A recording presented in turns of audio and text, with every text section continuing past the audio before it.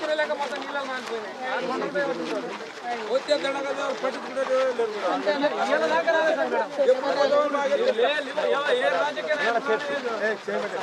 అటు నష్టపరిహారానికి పోయిన వాళ్ళు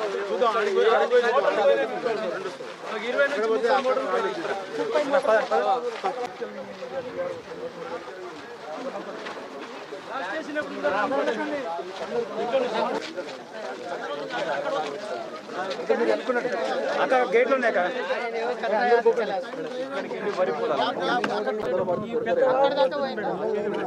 కింది లాస్ట్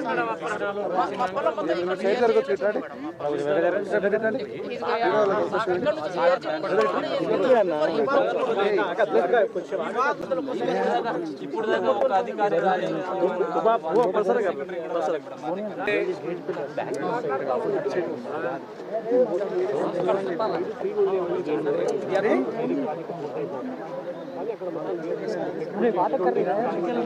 అప్పులతో ఉంది 2012 నుంచి దాదాపుగా ప్రతి ఒక్క రాజకీయ నాయకులు వచ్చినా ఎవరు వచ్చినా ఇట్లా మభ్యపెట్టి పోవడం ఎవరు మాకు సహకరించడం ఎవరు లేరు మేడం. దేనికైనా కనీసం మీ దృష్టిలో పెట్టాను ఒక్కసారి డబ్బులు వచ్చినాయి ఖాళీ ఇండ్లు ఉన్నాయి తప్ప అడుగుతున్న చిప్ప పట్టుకుని తిరిగేది తప్ప కూలిపోయి తప్ప ఏది లేదు. ఇంట్లో మొత్తం భూములు పోయినాయి 1,65,000 అంటే ఇప్పుడు ఒక ఎకరా కొనాలంటే కోట్లు డిమాండ్ల మీద ఉన్నాయి. నేను అడుగుతా దానికి చాలా ఏదైనా ఉంది. దానికి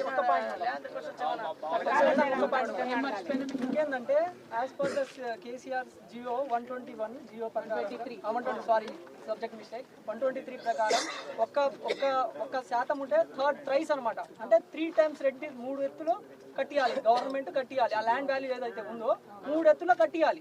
కానీ ఇప్పుడు